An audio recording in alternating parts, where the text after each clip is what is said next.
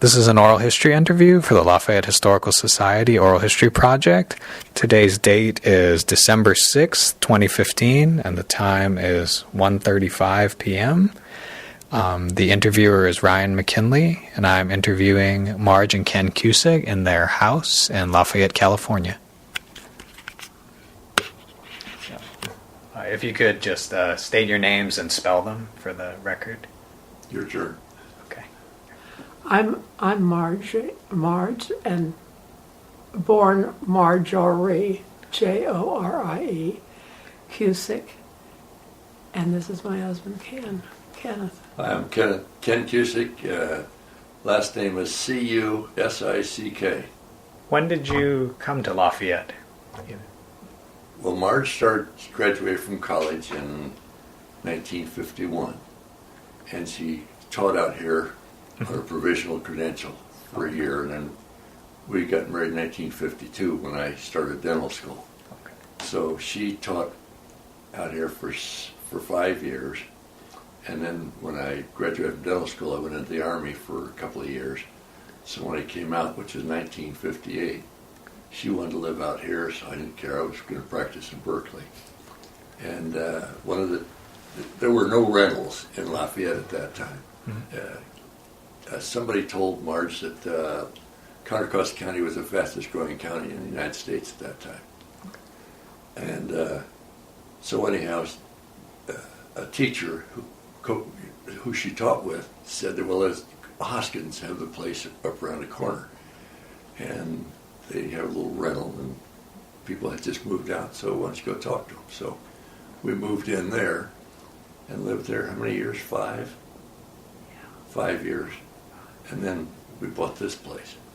We moved in, so we've been here since about 50, about 52 or 3. Okay. Here in Martina. Okay. And it's changed a lot in that period of time. Actually, we'd never been in the house when we bought it. Yeah. We bought the lot. We looked all over Lafayette area for a house to buy.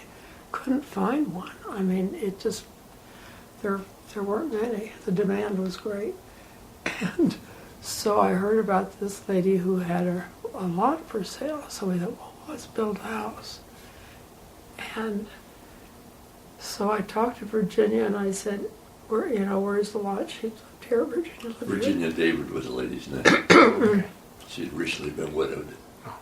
And she was going to sell the lot and move, because she met somebody and remarried. And at any rate, we looked at the lot. We didn't know anybody to build a house. I mean, what are we going to do with it? Then she decided to, am I telling the story? She went to Hawaii and met a man who was a widower. I mean, friends introduced her. So they got married. Well, he already had a house, so she called me on the phone, said, do you want to buy my house? I'd never been inside of the place.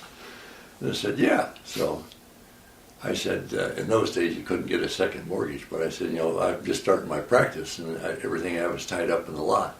He said, well, find out how much you can get for the lot, or for, how big a mortgage you can get on the house, and then I'll just give you, using the lot as collateral for. So anyhow, we got to move the house without an exchange of funds. Well, we'd never been inside the house. Yeah. But she had 3 children. We thought, well, that's big enough. We have 1. We had 2. We had 2 at that time. Yeah, and then the 3rd one was born while we were here. So that's it. And here we are. Of course, when we moved here, Nat Martino, the old house up the end, everything across from him was empty. All these houses have been built since then. And there were 2 houses on up the hill, and nothing else, just a dirt trail. So it's all been built since then. Just like Black Hawk up on Springhill was new to us. It was not new, it wasn't there when we moved in. And so this road on Martino Road, it was just the first few houses, or it was basically... Yeah, well, It was, that house there, which belonged to the Whitehorns, and Dunbar's moved. no, then the farmhouses was next to them. That was Louis Martino. Then on up that little road that goes straight, his son Jimmy lived, Jimmy Martino, and then Louis Martino lived on the other side, up around the turn. Young Just- Willie. Yeah, Yeah. yeah. And the Herchers lived up there, and that was the end of the road. And And then the there were a people who- couple of houses up there. Who lives there now in the Hertzers? I don't even know. Oh, I think a Setzer. Yes, that's right. Setzer owns it. Okay. And there was Setzer another- married Hank Hercher's widow, and they lived there, and then she passed away, so I think his son lives there now. And across, the house across from us, and then Betsy's house, was the last house on that side until you went up to Louis' house up on the hill, on that side of the road. And then Betsy's house belonged to the teacher that that I knew that when I she was knew in teaching, because I school, taught yeah. at Montecito. and I don't remember who was the next house up from Betsy. I've forgotten now. And then the Broviacs lived on the corner. The Broviacs, they were all overachievers. I mean, they were talented musicians. One of them played semi-pro basketball. Was a huge all of them played, and you know, swimmers. They just anything they undertook, they did well. Yeah, but neat people. Yeah. And in those days, on this side, you know, there were a bunch of kids all about the same age. So there was always after school. Of course, you could play in the street then. Now it's like the Speedway. If you're going 25, people think you're looking for a place to park. But the kids would play in the street. And, yeah, everybody in the neighborhood knew everybody, and they were always digging out in the back lot, and building, you know, their fortresses. And the Whitehorns had built a Fort Stevens, which made out of redwood grape stakes. It had two towers in it, and there must be at least 100,000 dead Indians out there somewhere. But it was all pear orchard back there. We had no idea of the fruit that we had. We had 35 pear trees, and Virginia left her canning kettle, We the had, curd book, and the shelves for the jars. Oh, I mean, and we were in a neighborhood, you couldn't give pears away because everybody had pears. and Nat raised evidently prize pears Oh on yeah, his. Nat Nat was Martino. from the old country, Yeah. and he was Italy. an arm waving Italian. He was a wonderful, wonderful person. But if you tied his hands together, he wouldn't be able to speak.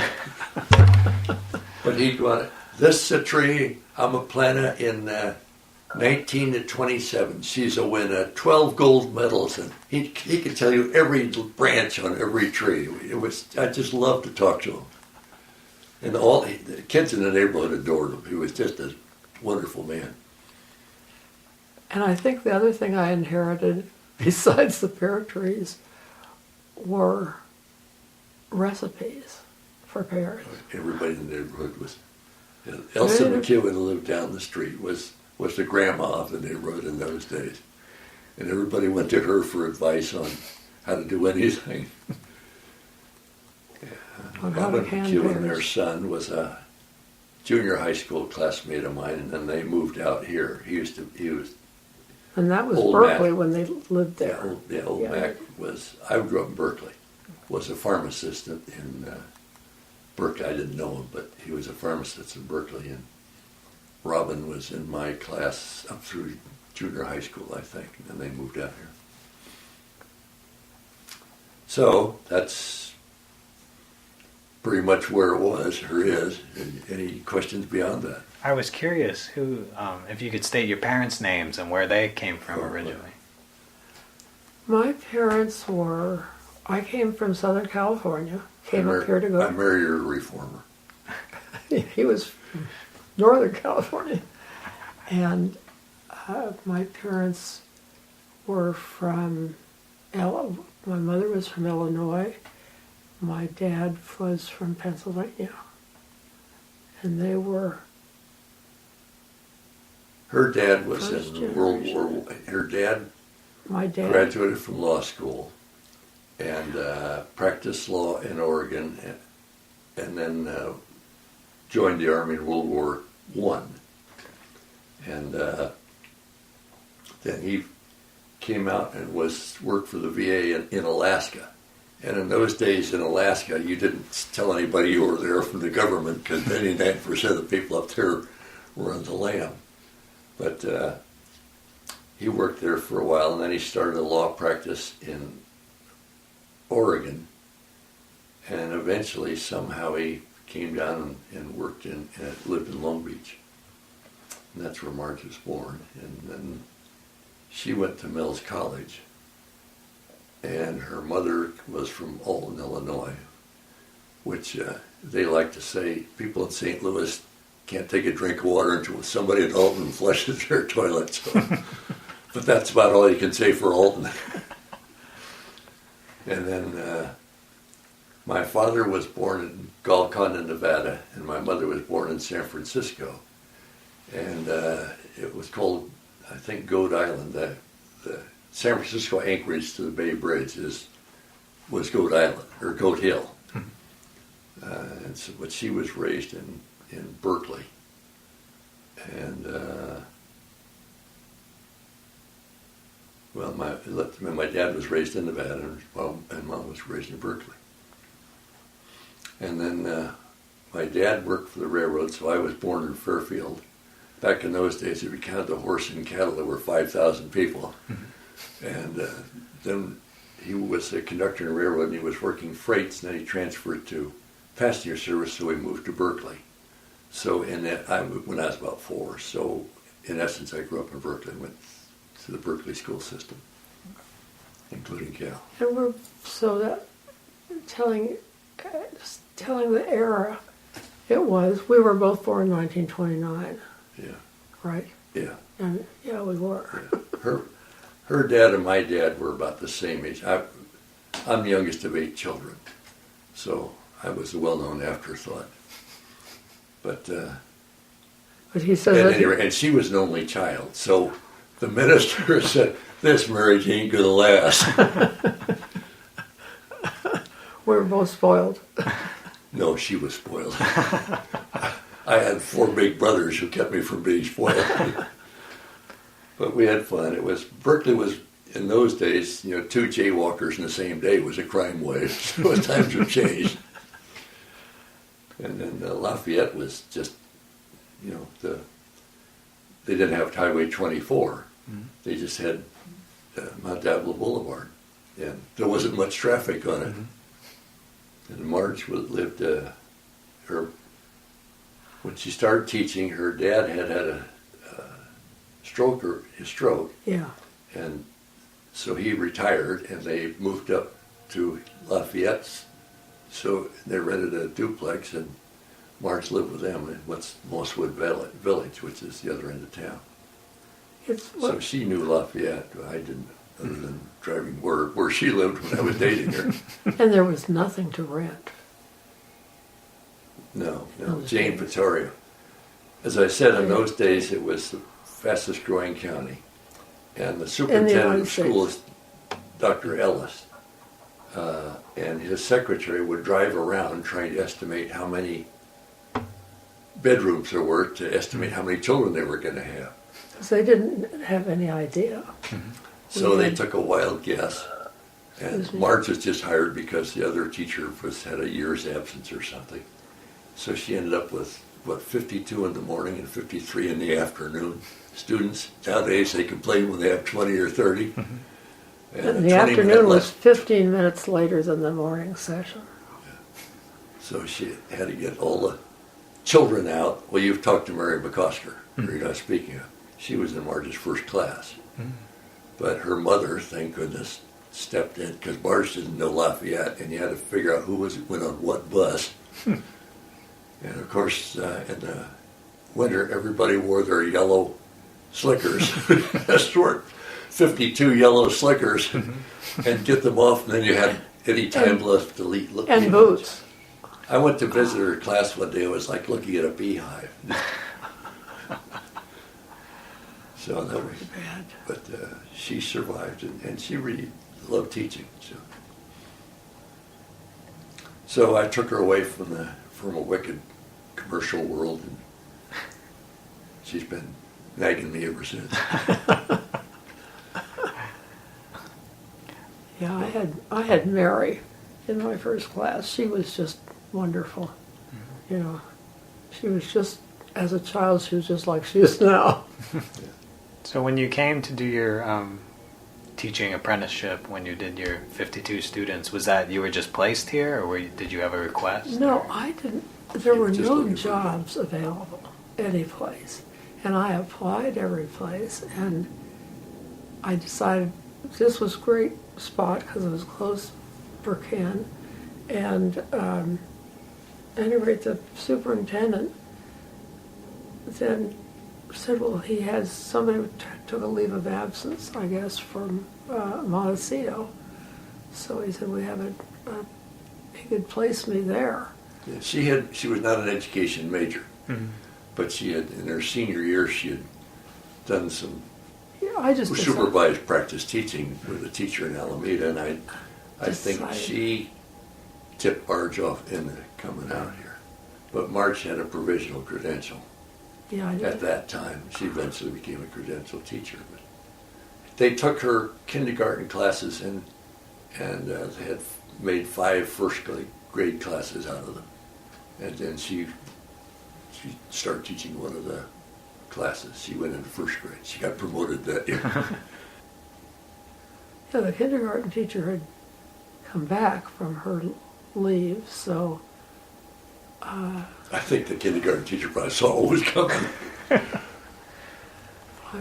But it was tough on the school district trying. Just was a, what a wag is. Well, you know what? Yes, that's who they thought was coming. They thought, well, we got plenty of room. Whoops. So that was well, the our thing is, initial period here. my first year, I had no idea. First day of school, I had no idea where the streets were in Lafayette. I mean, it was Greek to me. So pardon me, the thing that saved me was my room mother showed up and told, oh yeah, okay. So they organized my bus groups for me because I had 5 bus groups. I don't know where I didn't know. And the kids didn't know. No, they didn't know where they were, except I want to go home.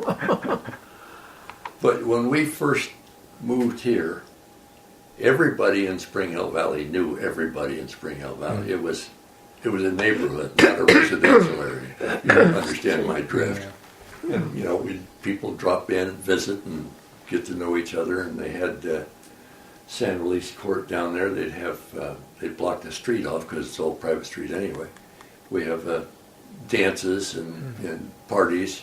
They always had a Christmas party for the kids. Once a year party. Yeah. Yeah. And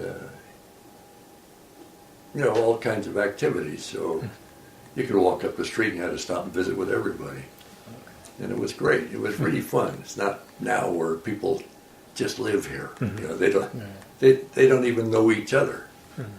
It's it tears my heart out to see kids. They go to the same school, same class, and they're walking home. They're not even talking to each other. We used to come home. There'd be 10 of us walking home together. So it's a different world. When you first came here, when you were at Montecito, do you remember what Mount Diablo was like and kind of the few shops that were around there or anything like that? Harry's Nursery was there. Harry's Nursery, who you probably wrote that article. And I don't think there was anything beyond Harry's nursery, maybe the auto shop there. Mm-hmm. And Lafayette Circle, the Roundup Saloon that was here, of course. That was the best place in the head to get a knock in the head. Best in town to get a knock in the head on Thursday nights, I guess. But, you know, where the pharmacy is, CVS Pharmacy, that wasn't there. And the Boy Scout troop used to have their Christmas tree lot there every year. And so it was pretty much in there. Mm-hmm. And Safeway was just a little place on the corner. There used to be a Lucky and a Safeway.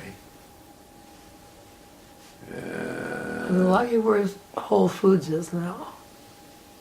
Yeah, no, because that was a hill, and the Berzonis bulldozed that all. It was everything, you know, where the post office is. Mm-hmm. Okay, everything this side of it, was a hill, and they bulldozed it flat and put in that shopping district there. That wasn't there. And the post office, I don't know where that was. And there may have been a couple of a gas station or something further south, or further east, I should say. So it was, you know, it was just a small town. Mm-hmm. With a whole bunch of kids. Yeah. Well, they had no idea. Yeah. Dr. Ellis was superintendent. I told him that. Yeah. Oh, we told him that, yeah. Had no idea how many children. And Pleasant Hill Road was just, you know, 2 lanes. Mm-hmm. Now, I don't know if you've ever tried to come onto Martina Road when they let Springhill School out. Bring a lunch. So, it's, you know, been a lot of changes. And also, Springhill School was here, but it was an older building when my boys went there, and then they built a new one. And at one time, Springhill got so crowded on the other side of the Release Valley Road. Is that right? What's the extension of Springhill? Quant. If you go to Quant, yeah. If you got Quant, at the end of Quant, they had a school there. For what, the 3rd, 4th, and 5th grades or something. That was after our boys were, you know, in high school. So was that around the 1960s or something? I think so, yeah. Yeah, I'm trying to think of where was the Quant? Now, remember where the Boy Scout hut was? Yes. And the school was down below it. Okay. And that was the end of Lafayette, too. Oh, okay. That there wasn't anything on the other side. I just think Ocalanis High School. Yeah, that was it. I don't know if you've had occasion to meet him, but he used to live there. There was a fellow by the name of Bud Multhrop, who was in the first class to spend all 4 years at Ocalanis, which it was fun to talk to him because, you know, entirely different. Kids rode horses to school, and of course during the war, and that was the first school that was laid out, you know, spread over in the country or in the world, and people used to come out all the time from all over the world to look at the layout. Really? Yeah. At Ocalanis? Yeah, I remember I was working and that was in the 50s because I had a summer job as a Teamster. And we were laying a water line or a gas pipe, and it went right past Ocalanis. And When was they were still building it. When was Ocalanis built? Oh, I think just after the war, or just before the World War II. Oh, yeah. Yes, because it was built when I was teaching. It had been built. It had been built then, yeah. Okay. Yeah, but you know, the parking lot, as such, of course, gas was rationed, so. In those days, you had to use those things at the end of your ankles to get to school. But our oldest son now teaches at Ocalanis, as does his wife. But I think he's the senior teacher in the district now, because he's been there, well, almost In the 40 years. Ocalanis district. In the Ocalanis district, yeah. Because that's different than Lafayette. Well, yeah, it's a separate school district, but it is in Ocalana, or it is in Yeah. Lafayette. Got it. But the teachers were great in those days, and it was just a different generation. But St. Mary's in Santa Clara would, on December 8th, the first day after December 7th, 1941, the entire student body enlisted. Both schools, they were empty, so that's, if it hadn't been for the ASTP, the Army Specialized Training Program, the pre-flight schools, why they would have gone out of existence. Wow. But that was before my time. I was the last class in high school. I graduated from high school in 47, and I was the first class that did not get drafted. So when I went to Cal, I was one of the few non-veterans. Any other?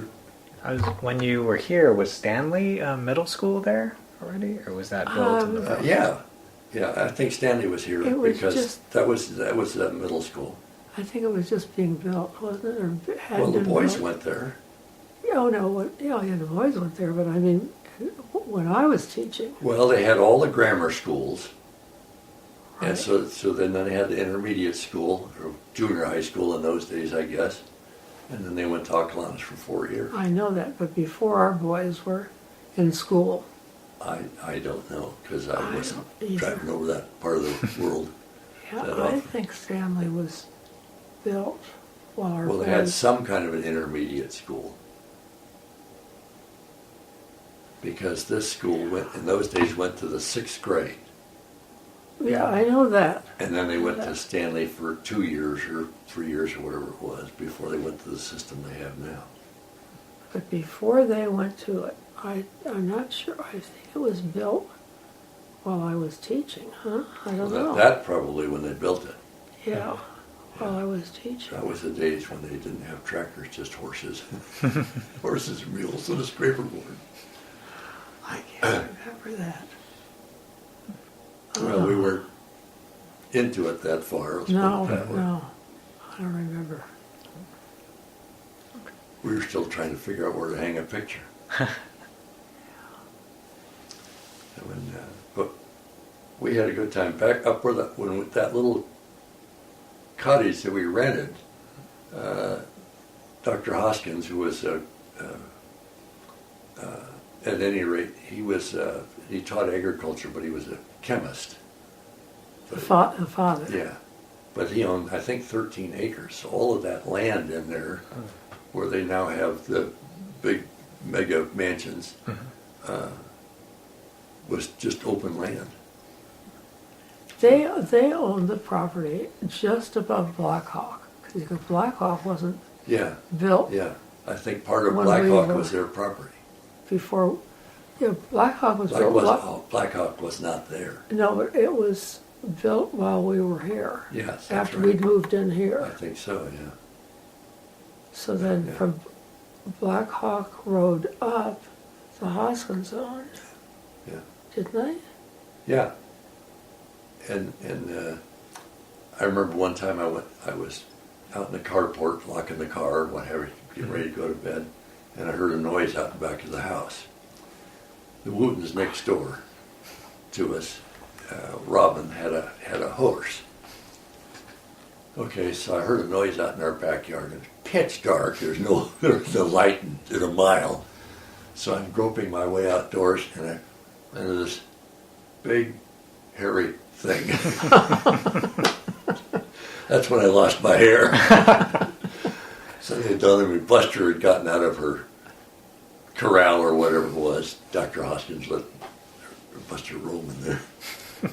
So it turned out she'd gotten out and was munching in her backyard, such as it was.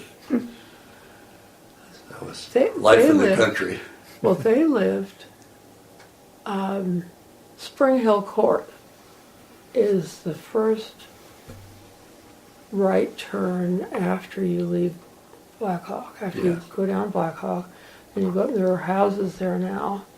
There's Springhill Manor, after the right turn to Blackhawk, and then past that is Hoskins, which were where we live.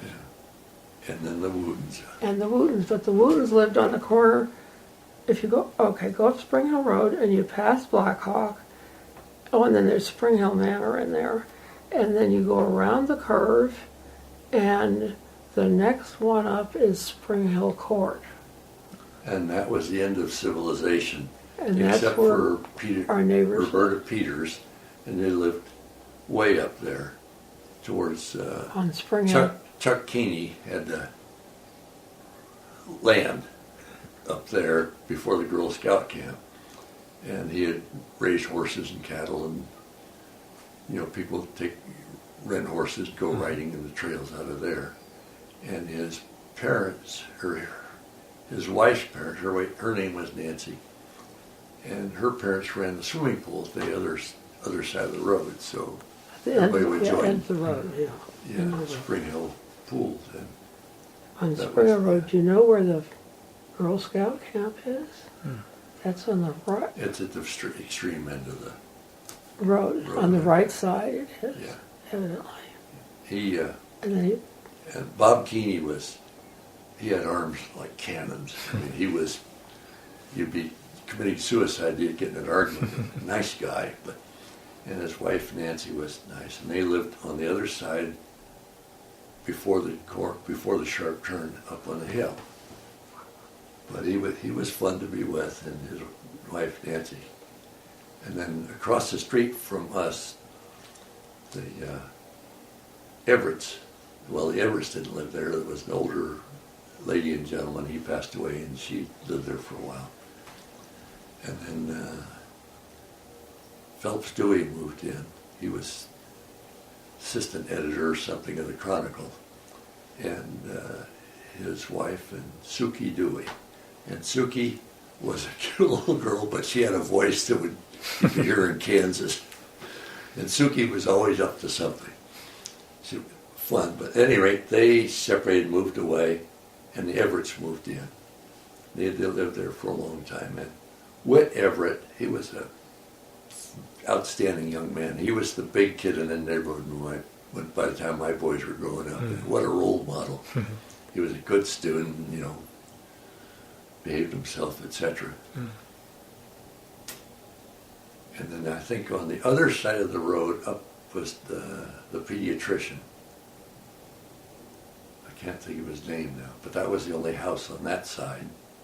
this is on the left side going up. Going up on the left side, yeah. Past Blackhawk. Yeah. I can't They remember. lived past, well, we lived across the street Yeah. We lived, in a little house. if you go up to Springhill, there's a real sharp turn. Just at the past end. Blackhawk. And people would come by and they admired the house across the street that was set back. And they kept hitting the telephone pole right in front of our house, and acorns have just rained down the telephone pole that the dogs had put there. But I think we spent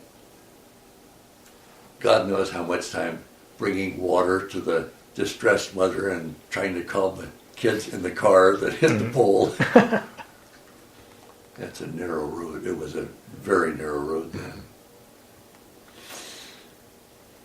Growing up here, what were hobbies and things that you did, or your children did, coming around? Well, They were active in the Boy Scouts. they were active in the Boy Scouts when they got to be 12.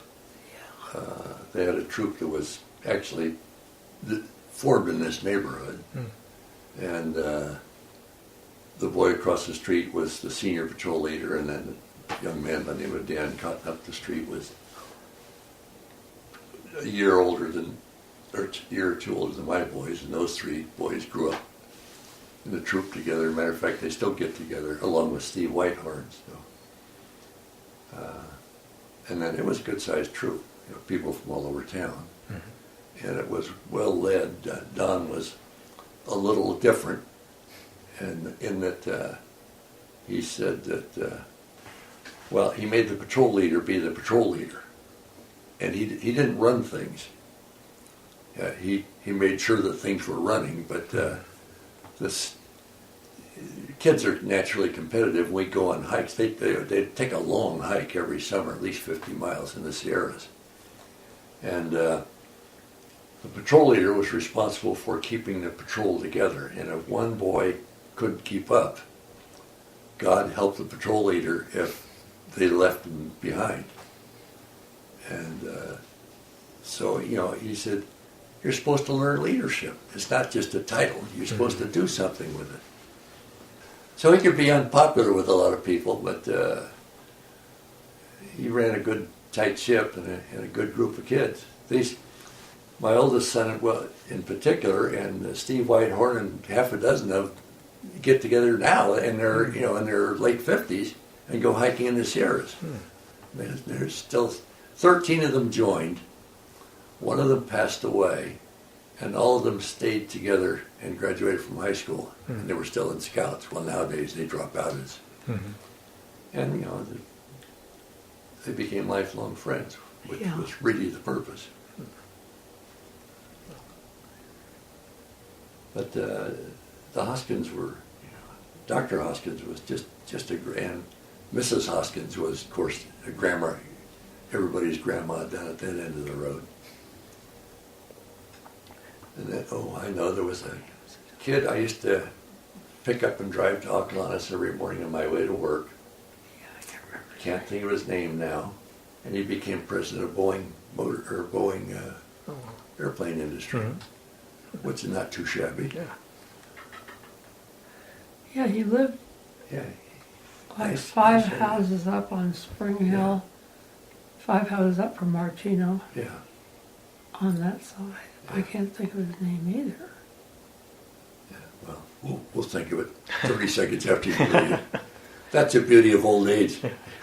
You can't remember what you had for breakfast when you're still playing the dishes away. I'm curious, you mentioned all the pear trees and the orchards around. When did those start to kind of disappear? Well, they had the pear blight. They're having that in Moraga now. And it's all of a sudden it just dies. We used to have 2 pear trees next to the garage there, and they died dead in a week. It just hit them. And my old pear trees, I have 3 or 4. We have 3 or 4 trees that are over 100 years old, but they think it's spread by bees. When they're pollinating the plants.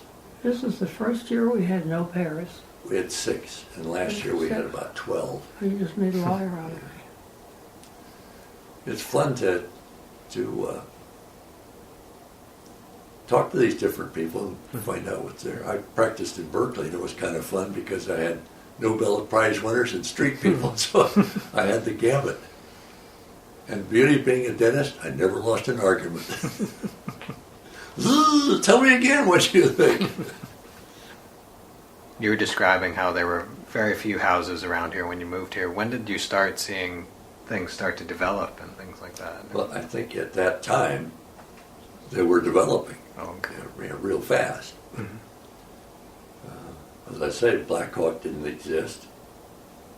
And that built up and sold in maybe 2 years.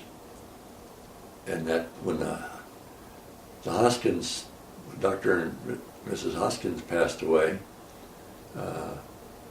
the survivors, the youngsters, sold that lot and they built mega houses in there. Joe Montana lived there for a while. It just kind of exploded, I think. And then after that was built, they started building up the hill. We used to get up on Saturday mornings and make a peanut butter sandwich and take a glass of water or a can of Coke or something. The boys and I would go up, follow the trail up, all the way to the top, and then go across and come down at the other end of the down by the Girl Scout camp. You jump deer and everything else. As a matter of fact, you get up there and there's sandstone, and we got all kinds of what do they call them? You crack the sandstone and there's a shell pattern in there. So all that was underwater one time. And then my next door neighbor, I've got to talk to him because he just backs right up to the Park District, and goes straight up from there. And that's a fairly new house, Yeah, that's been built not too long ago. a Yeah. couple of years. Yeah, I gotta say, we had the first fellow lived there because they back right up to the regional park district. Ken Brown, whose grandfather or father founded Lafayette, owned that property, and he used to, raise and train horse riders and what have you. 350 acres, I think it is. Something like that. And we were concerned that, because he was the last of the family, that we were going to be looking at townhouses up on the hill there. But bless his soul, he said, the neighbors have put up with my cattle. We had to call them a couple of times when the cattle broke through the fence and were in our backyard. Not that we cared, because they're eating the grass. I could care less. But he probably wanted them back. And then a couple of times we had an Australian Shepherd, and it's their instinct to herd. So they'd get through and they'd herd the cattle or the horses back to the barn. And Marge called him and he said, "Oh, Marge," he said, "don't give it a thought." But at any rate, when towards the end, he said, people offered him $1 gazillion for that. He says, "What am I going to do with $1 gazillion?" He said, "My neighbors have been damn nice to me through the years." So I said, "I'm just going to, give it to sell it for a much less price to the regional park district." So we were spared all that stuff. And they have a nice trail to walk up there. It's a good recreation area. I've walked it a few times in my misspent youth. Gotten lost up there a couple of times in the oak. I remember when Shadow was our dog, and she got all the cows here. Yes, she herded them into our lot. Yeah, and then herded them back to the barn. I could watch them go all the way back up. That's when I called them, and I just panicked. And I said, "Ken, guess what? Our dog Shadow." Oh, he laughed. He said, "It was just so funny." He said, "Well, they don't run and they just, they Gently nudge graze them. along the way, but he keeps them headed in the right direction." Gently nudging, yeah. It was fun to watch. Anything you guys miss about the way Lafayette used to be? Well, it's much more,